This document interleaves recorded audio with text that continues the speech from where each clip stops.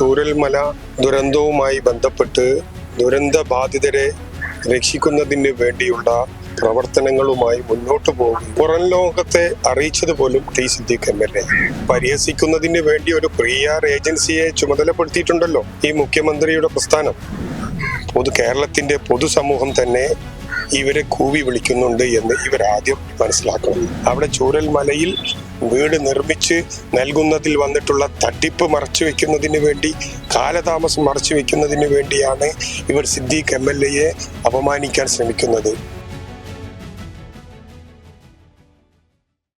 നമസ്കാരം. ഇന്നലെയാണ് വയനാട്ടിൽ ടൗൺഷിപ്പിന്റെ ഉദ്ഘാടനം മുഖ്യമന്ത്രി നിർവഹിച്ചത്. എന്നാൽ ആ ചടങ്ങിനിടെ തികച്ചും അപ്രതീക്ഷിതമായ ചില സംഭവങ്ങൾ ഉണ്ടാവുകയും ചെയ്തു.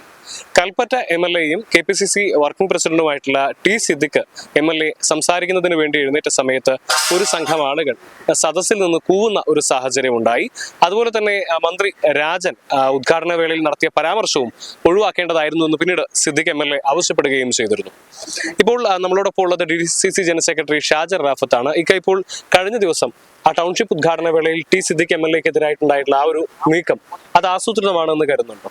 തീർച്ചയായും. നമുക്ക് പറയാനുള്ളത്, ചൂരൽമല ദുരന്തവുമായി ബന്ധപ്പെട്ട് ടി സിദ്ദീഖ് MLA ഉണ്ടായ ഉടനെ തന്നെ ആ സ്ഥലത്തേക്ക് കടന്നു ചെല്ലുകയും ദുരന്ത ബാധിതരെ രക്ഷിക്കുന്നതിന് വേണ്ടിയുള്ള പ്രവർത്തനങ്ങളുമായി മുന്നോട്ട് പോവുകയും പുറം ലോകത്തെ അറിയിച്ചത് പോലും ടി സിദ്ദീഖ് MLA.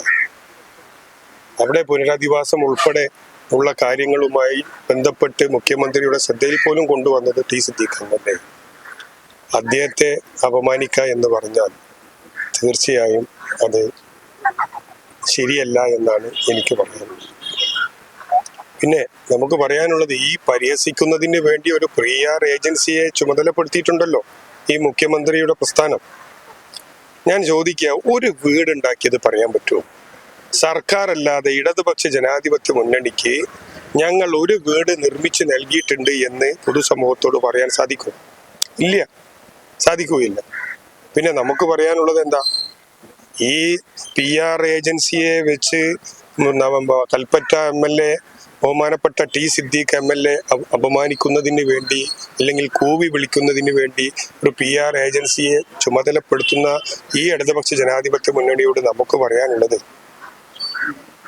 ശ്രീ പിണറായി വിജയൻ തിരക്കഥ എഴുതിയിട്ടുള്ള AM ഷംസീർ അത് സംവിധാനം ചെയ്ത, അതേപോലെ തന്നെ നമ്മുടെ ആരോഗ്യമന്ത്രി വീണ ജോർജ് ആടിത്തിമർത്ത ഒരു റെയിൽവേ സ്റ്റേഷൻ നാടകമുണ്ട്. അതിന് നമുക്ക് ഒരു PR ഏജൻസി ഒന്നും വേണ്ട. കേരളത്തിന്റെ പൊതുസമൂഹം തന്നെ ഇവരെ കൂവി വിളിക്കുന്നുണ്ട് എന്ന് ഇവരാദ്യം മനസ്സിലാക്കണം.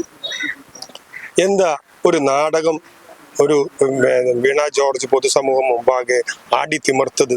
നാണമുണ്ടോ ഇവർക്ക്?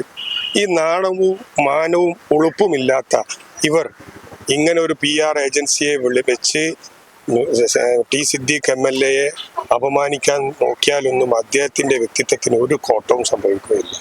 കൽപ്പറ്റയിലെ വയനാട് ജനങ്ങൾക്ക്, കേരളത്തിലെ ജനങ്ങൾ ഒന്നടങ്കം ദുരന്തം സംഭവിച്ച ഉടനെ അവിടേക്ക് സ്വന്തം ജീവൻ പോലും നോക്കാതെ കടന്നു ചെന്ന് അവിടെയുള്ള ദുരിതാശ്വാസ പ്രവർത്തനങ്ങൾക്ക് നേതൃത്വം നൽകിയ ടി സിദ്ദീഖ് MLAയുടെ വ്യക്തിത്വത്തെ കേരള ജനങ്ങൾ അഭിനന്ദിച്ചിട്ടുള്ളതാണെന്ന് നിങ്ങൾ പൊതുസമൂഹത്തിന് അറിയാം.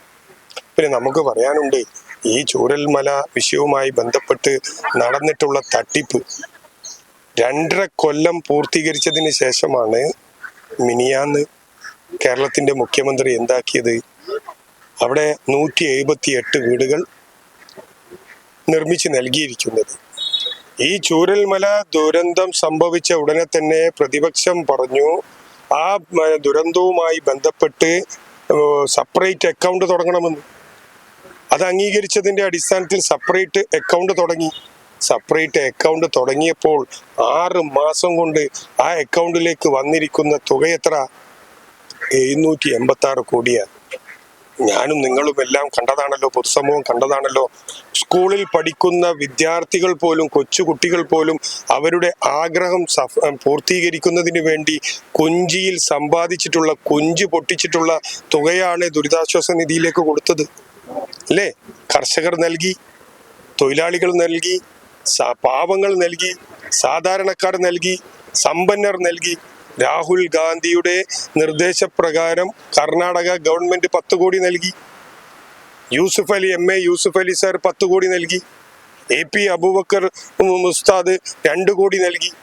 അങ്ങനെയാണ് 286 കോടി രൂപ ആ അക്കൗണ്ടിലേക്ക് വന്നത്. എന്നാലോ 178 വീടുകളാണ് നിർമ്മിച്ച് നൽകിയിരിക്കുന്നത്.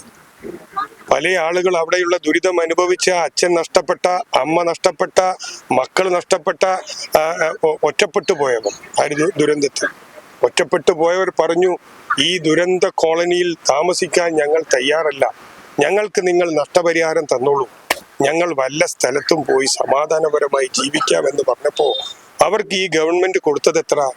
കേവലം 15 ലക്ഷം രൂപയാണ് അല്ലേ?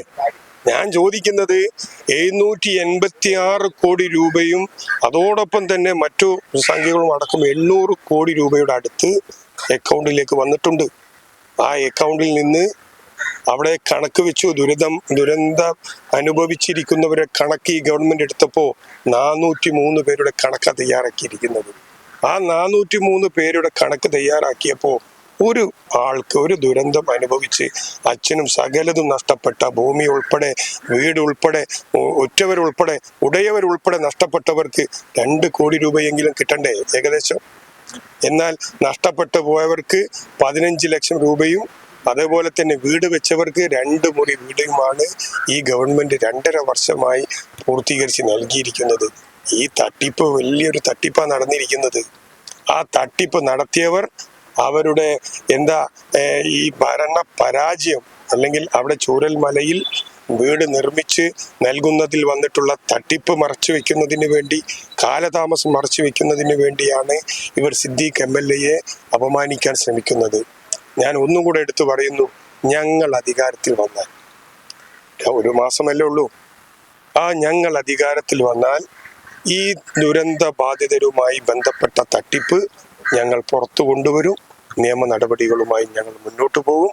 ഒരു കാര്യം കൂടെ ഞാൻ ഇടതുപക്ഷ ജനാധിപത്യ സഹോദരന്മാരോട് ഞങ്ങൾക്ക് പറയാനുള്ളത്, നിങ്ങൾ ഈ അപമാനിച്ചതുകൊണ്ടൊന്നും തന്നെ ഞങ്ങൾ എന്താവില്ല, ഞങ്ങളെ MLAയുടെ ഒരു കോട്ടം പറ്റുകയില്ല. അതോടൊപ്പം ഒരു കാര്യം കൂടെ സൂചിപ്പിക്കുന്നു, 15 ലക്ഷം രൂപയാ അവിടെ താമസിക്കാൻ തയ്യാറല്ല എന്ന് പറഞ്ഞവർക്ക് നൽകിയത്. മിനിയാന്ന് ഞങ്ങൾ തറക്കല്ലിട്ടു. അവിടെ വെച്ച് പ്രിയങ്ക ഗാന്ധി 5 ലക്ഷം രൂപ പ്രഖ്യാപിച്ചിരിക്കുകയാണ്. ഇവരെന്താരെയാ ഭരണ പരാജയം മറയ്ക്കാനും, അതുപോലെ തന്നെ ഇപ്പോ ഈ വീണ ജോർജിന്റെ നാടകം പൊതുജനം മനസ്സിലായതിൽ നിന്ന് തിരിച്ചു വിടുന്നതിന് വേണ്ടിയാണ് ഞാൻ. ഇപ്പോൾ അതേസമയം നമ്മൾ ആ വേദിയിൽ വെച്ച് മന്ത്രി രാജന്റെ ഭാഗത്തുനിന്നുണ്ടായ ഒരു പ്രസ്താവന ഉണ്ടായിരുന്നു, ഞങ്ങൾ തറക്കല്ലിട്ട് പോകുന്നവരല്ല, അത് പരോക്ഷമായി കോൺഗ്രസിനിട്ടുള്ള ഒരു കൊട്ടാണ് എന്നാണ് പറയപ്പെടുന്നത്. അപ്പൊ അതും ടി സിദ്ദീഖ് MLA വേദിയിലിരുത്തിക്കൊണ്ടാണ് പറയുകയും ചെയ്തിട്ടുള്ളത്. അപ്പൊ അതിനെങ്ങനെയാണ് നോക്കിക്കാണുന്നത്? ഞങ്ങളതിൽ നോക്കിക്കാണുന്നത്, കേരളത്തിലെ ജനങ്ങൾ ഇതെല്ലാം കേൾക്കുന്നില്ലേ? കേരളത്തിലെ ജനങ്ങൾ ഇതെല്ലാം കാണുന്നില്ലേ? ഞാനത് നേരത്തെ ഇവിടെ നിങ്ങളോട് സൂചിപ്പിച്ചത്, ഇടതുപക്ഷ ജനാധിപത്യ മുന്നണിക്ക് ഈ ദുരന്ത ബാധിതർക്ക് ഒരു വീടുണ്ടാക്കി കൊടുത്തത് പറഞ്ഞിട്ടാണെങ്കിൽ അവർക്കത് പറഞ്ഞതിൽ നമുക്ക് ഉൾക്കൊള്ളാമായിരുന്നു. ഇവരിവിടെ 178 വീടുണ്ടാക്കി കൊടുത്തത് ആരുടെ ഫണ്ടാ? UDFന്റെ പ്രതിനിധികൾ പോലും സർക്കാരിലേക്ക് നൽകിയിട്ടുള്ള തുക വെച്ചിട്ടാണ് ഈ ഫണ്ട് ഉപയോഗിച്ചിട്ടാണ് ഈ വീടുകൾ ഉണ്ടാക്കിയിരിക്കുന്നത്. മുസ്ലിം സിദ്ദീഖ് കൊടുത്തിട്ടുണ്ടല്ലോ ദുരിതാശ്വാസ നിധിയിലേക്ക് 50,000 രൂപ അല്ലേ? അങ്ങനെയുള്ള UDFന്റെ ജനപ്രതിനിധികൾ നൽകിയിട്ടുള്ള തുക വെച്ചിട്ടല്ലേ ഉണ്ടാക്കിയിരിക്കുന്നത്. പിന്നെ ഇതിനെല്ലാം പരിഹാസിക്കാനുള്ള സ്വന്തം അദ്ദേഹത്തിന്റെ നിലവാരം ഒന്ന് ഉയർത്താൻ ശ്രമിക്കണമെന്നാണ് ഈ സാഹചര്യത്തിൽ നമുക്ക് പറയാനുള്ളത്.